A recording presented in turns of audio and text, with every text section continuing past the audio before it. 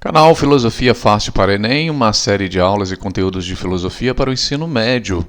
Eu sou o professor Patrick e vou trabalhar com vocês as séries de aulas e conteúdos de filosofia.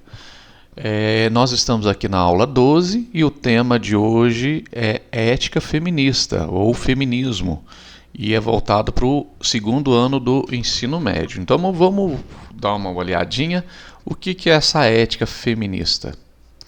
A crítica ao sujeito universal. A ética feminista questiona a ideia de um sujeito universal, neutro, que historicamente ignorou as experiências e perspectivas das mulheres. Então ela vai falar que não existe esse ser neutro.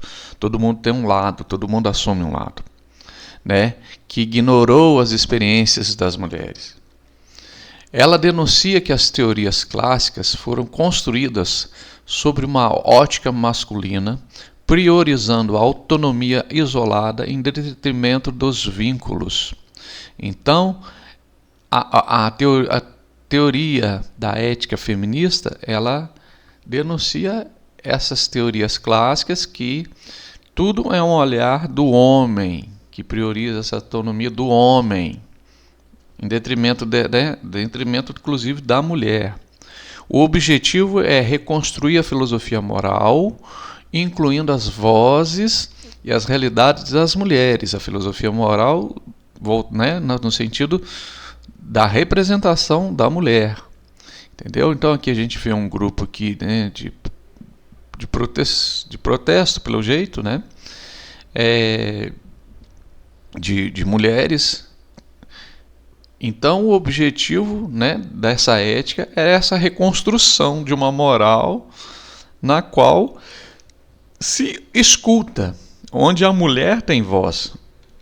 Porque a gente vive num mundo onde a mulher, boa parte da história da humanidade, e a gente pode dizer a maior parte da história da humanidade, a mulher não teve voz nenhuma. Então a gente pode dizer que é somente lá no século XX e XXI que a mulher foi conseguir um espaço, né, um espaço aí que não fosse totalmente masculinizado. E se a gente for ver o século XX, gente, isso aí foi partir lá dos anos 60 somente, principalmente lá com a Revolução Cultural, entendeu? Com o início do feminismo, mas em alguns locais do mundo, porque até hoje existem países, por exemplo, que a mulher não pode tirar carteira ela não pode tirar a carteira de motorista, ela não pode ser motorista, ela não pode ser estudante, ela não pode frequentar uma faculdade, somente aquele ensino básico, entendeu? Então, né, vamos lá falar um pouquinho da ética do cuidado. Desenvolvido por Carol Gilligan, esta vertente enfatiza a responsabilidade e a manutenção de relacionamentos em vez de apenas regras abstratas. Como assim? Enquanto a ética tradicional foca na justiça e em direitos individuais, o cuidado foca na interdependência e na resposta às necessidades alheias.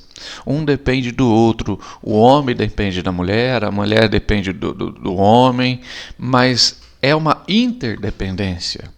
Entendeu? Então, quando se coloca somente um sexo, né, que é o sexo masculino, né, como aquele que manda, aquele que desmanda, aquele que toma as decisões sozinho, né, então não está se ouvindo a voz das mulheres. Agir eticamente aqui significa sustentar a rede de conexões que preserva a vida e o bem-estar coletivo. Então existem essas conexões, tá? E é voltada para um bem-estar da coletividade.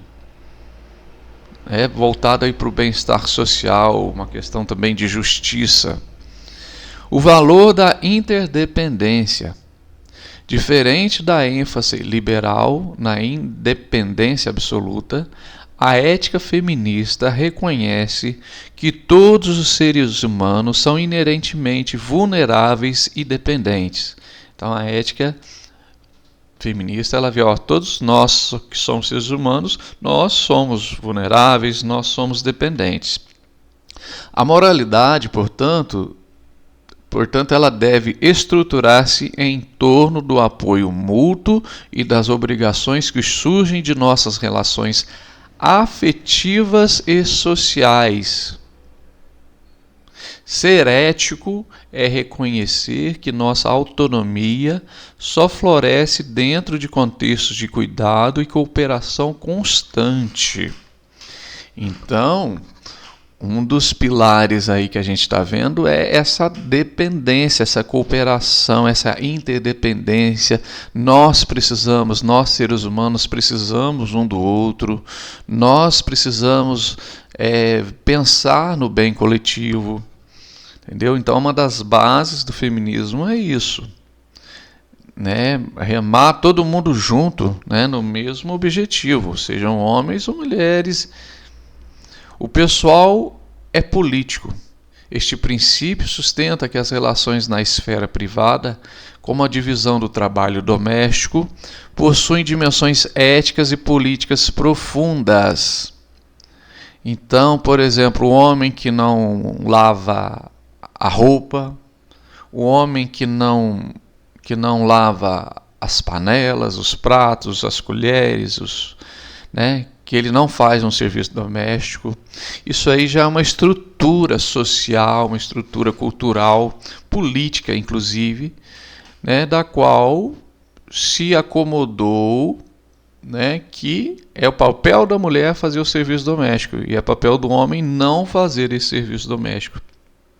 A ética feminista recusa a separação entre a moralidade pública e a doméstica, denunciando opressões ocultas no lar, ou seja, denunciando, por exemplo, como eu disse, né, somente a mulher tem as obrigações dentro de casa, né? Somente a mulher que tem que lavar roupa, o homem não pode pegar uma roupa e lavar. Não pode. Eu já escutei de pessoas assim, somente de pais mais velhos, eu já escutei de colegas falando assim: olha, meu pai não lavava um copo dentro de casa. E ela falava assim: os copos ficavam todos sujos, ele não tinha coragem. Se não fosse a minha mãe, ela falando, fosse a empregada que eles tinham para lavar, se, por exemplo, se era um fim de semana, acumulava-se ali um tanto de copo, porque ele não pegava nenhum copo para lavar, entendeu? Ele preferia tomar no copo sujo, na qual já tinha tomado, por exemplo, tomar uma água, um café, mas não lavava. Olha por quê? Na cabeça dele, que já era um senhor, né, já é falecido, se ele estivesse vivo ele teria aí mais de 80, 90 anos, então na cabeça dele o homem não faz serviço doméstico, inclusive nem lavar um prato, nem lavar uma colher, nem lavar um copo. Então, a ética feminista recusa essa separação, né? E aí denuncia essas opressões ocultas no lar. Inclusive, não é só isso, mas também a violência que a mulher sofre, a pressão, entendeu? A proibição. O homem pode tudo, a mulher não pode nada. Tá certo? A opressão, né, do homem contra a mulher. Epistemologia do ponto de vista. Essa teoria afirma que o conhecimento moral é situado e que as experiências das mulheres oferecem perspectivas críticas sobre a estrutura social. Então, a experiência que a mulher tem, ela traz uma nova perspectiva sobre a sociedade. Quem ocupa posições de subordinação consegue identificar falhas éticas e injustiças que passam despercebidos por aqueles em posições de poder. Então, a pessoa que, por exemplo, ela está subordinada, ela consegue ver essas falhas éticas, porque ela sofre com essas falhas éticas, ela sofre com as injustiças que ela passa. E aquele que está no poder, ele não tem a empatia de ver, ele não tem esse olhar sensível de ver o sofrimento dos outros, entendeu? É aquela questão assim, né? Você faz aquilo que eu quero, do jeito que eu quero e pronto. A gente vê uma sociedade na qual os mais fortes vão pisando nos mais fracos, os mais fracos vão sendo vítimas desse sistema, inclusive a mulher que é vítima dessa masculinidade, que a gente pode dizer tóxica, né? Igual que existe por aí.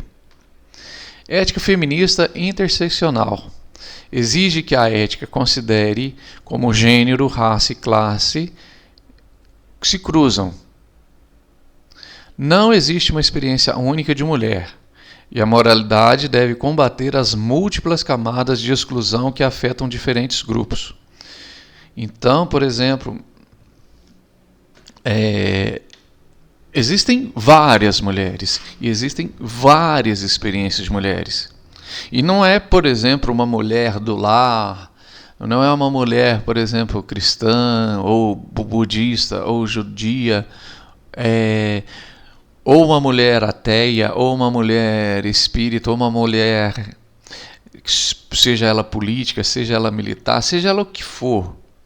Então não existe uma única mulher, né? Não existe só uma única experiência de mulher. Então existem várias experiências de mulheres. Entendeu? Uma ética justa precisa ser inclusiva e sensível às desigualdades específicas que atravessam a identidade de cada sujeito. Né? Por isso que precisamos de ética e justiça, né? Nesse sentido. Ela é sensível às desigualdades, inclusive essa desigualdade entre o feminino e o masculino. Revalorização das emoções. A ética feminista contesta a dicotomia tradicional que coloca a razão como superior às emoções no julgamento moral. Olha aí que interessante. Ela contesta essa questão de que a razão é superior às emoções no julgamento moral. Claro que é uma visão, você vai dizer, professor, mas Platão, Sócrates já defendia isso? Sim, mas também existe crítica, por exemplo, de Nietzsche sobre isso, né? Sobre tudo é razão, entendeu? Por exemplo, Nietzsche é um grande crítico moral de Sócrates, que vai dizer que a gente tem que resolver os nossos problemas somente pela razão. Não, existem as emoções são importantes, os instintos também são importantes. Então, argumenta-se que a empatia, a compaixão e a indignação são ferramentas cognitivas essenciais para perceber e reagir a injustiças. Entendeu? Então, a pessoa que tem empatia, que se coloca no lugar do outro, que ela se indigna, que ela também consegue perceber e reagir às injustiças que existem no mundo. Integrar o sentir ao pensar permite uma resposta ética mais humana. Então existe sim a racionalidade, mas existe o sentimento, existem as emoções. Então o pensar, o integrar o sentir ao pensar permite uma resposta ética mais humana, contextualizada e comprometida com a mitigação do sofrimento, com os fins do sofrimento. Então, né, ética é a busca por esse respeito, por essa empatia. Agência e empoderamento.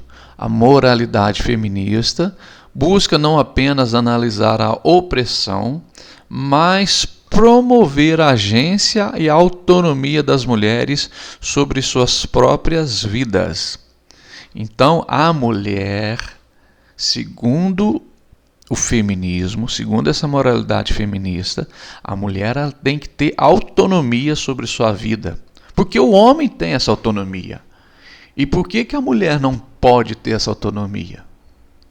Por exemplo, se eu perguntar, por exemplo, você que é mulher que está escutando essa aula, você que é homem que está escutando, que está vendo essa aula, pense comigo, o homem ele consegue andar livremente aí em grandes cidades, em pequenas cidades, na hora que quiser. Entendeu?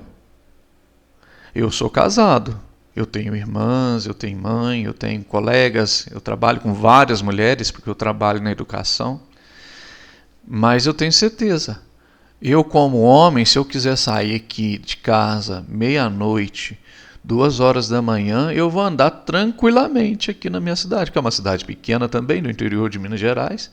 Mas também andaria mais tranquilo. Às vezes o medo de uma cidade grande seria medo de assalto, entendeu?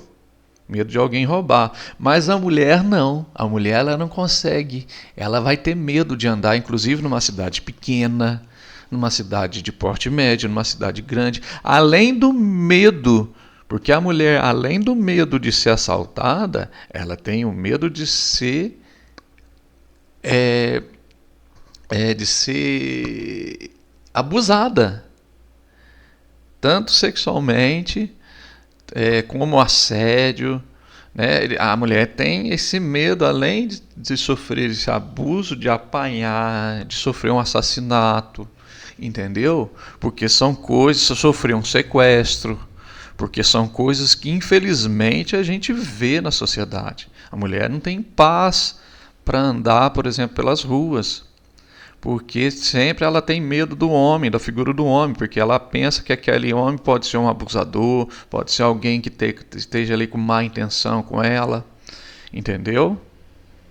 Isso inclui luta pela autodeterminação corporal, a mulher é dona do seu corpo, política e econômica como requisitos básicos para uma existência ética plena. O empoderamento é visto como um ato moral coletivo que visa transformar estruturas injustas em prol da igualdade real. Isso é empoderamento. É buscar transformar as estruturas injustas em igualdade real. Entendeu? Né? Às vezes as pessoas falam empoderamento como se fosse alguma coisa negativa, né? Porque é essa a intenção mesmo dos grupos que mandam, né? É sempre criticar a questão feminista mesmo e falar, a mulher quer poder, a mulher já tem poder, né? Mas não, o empoderamento é isso, é buscar transformar as injustiças da qual ela passa em algo real, numa igualdade real. É empoderamento feminino, poder feminino. A segunda, que é a Simone de Beauvoir, uma filósofa francesa, ninguém nasce mulher, mas torna-se mulher. Ela, se não me engano, essa é uma citação do livro que ela escreveu, chamado O Segundo Sexo. E aí você vai me perguntar, por que o segundo sexo? Só existem 2 sexos, né, na questão biológica. Tá, gente? Não estou falando de opção sexual, não. Tá, eu estou falando no sentido, existe aí o gênero masculino e feminino, os 2 sexos. Entendeu? Mas aí ela fala, por que é o segundo? Se existem 2. Então, porque primeiro é o sexo masculino. É aquele que decide, é aquele que tem todas as vantagens. Entendeu? E segundo, o sexo feminino, a mulher. Então, o feminismo busca, né, não querer fazer com que a mulher seja a primeira, mas colocar ali uma igualdade de condições, para que a mulher ela tenha as mesmas condições que o homem tem, que ela ande tranquila pelas ruas, que ela não sofra violência, né? Por exemplo, por que é necessário a lei do feminicídio? E muita gente algumas vão falar, não, o feminicídio é um crime passional. Não, não é isso. O feminicídio é aquela pessoa que é o homem que ele busca fazer da condição da mulher e dessa condição mais frágil, principalmente fisicamente, para cometer seus abusos, cometer sua violência. Então, o feminicídio é uma lei muito importante que tem que ser aprovada sim, entendeu? E os crimes que os homens cometem aí contra a mulher, muita gente vai falar, principalmente os grupos conservadores, entendeu? Vão dizer que a mulher, não, esse crime é um crime passional. Não, muitos crimes são crimes de feminicídio, porque fala assim, eu estou fazendo isso porque ela é mulher. Porque se fosse homem, às vezes eu não faria. Entendeu? No sentido assim, essa violência. Porque geralmente a gente vê aí, né, então eu vou aproveitar, a minha, por exemplo, como eu estava dizendo, O homem, por exemplo, ele tem o direito de separar-se da mulher e de tocar a vida dela. Mas a mulher não tem esse direito. Para muitos homens aí, a mulher não tem esse direito. A mulher não pode trocá-lo por outro, entendeu? Mas ele pode trair, ele pode fazer um tanto de coisa. Mas a mulher não. E ele acha que ele é dono do corpo da mulher, e ele acha que se a mulher sair desse domínio, ele tem todo o direito de bater, de espancar, inclusive de tirar a vida. Então, é nessa base que entra o feminismo, é nessa base que entra aí, né, essa violência que é cometida contra as mulheres, entendeu? Além das outras injustiças, mas o grande problema é essa violência. Então, é super necessário, sim, esse discurso feminista, entendeu? Muita gente, porque esse negócio de feminismo, faça tudo ao contrário do feminismo. Existem mulheres que têm a capacidade, né, mulheres, né, dessa linha aí, Red Pill, né? Existem mulheres Red Pill, existem mulheres machistas, né, que teve uma aí, esses tempos aí, eu estou falando em 2026, uma moça aí que se diz conservadora, mas a moça já foi DJ, já foi da noite, já teve vários namorados, tem filho, né?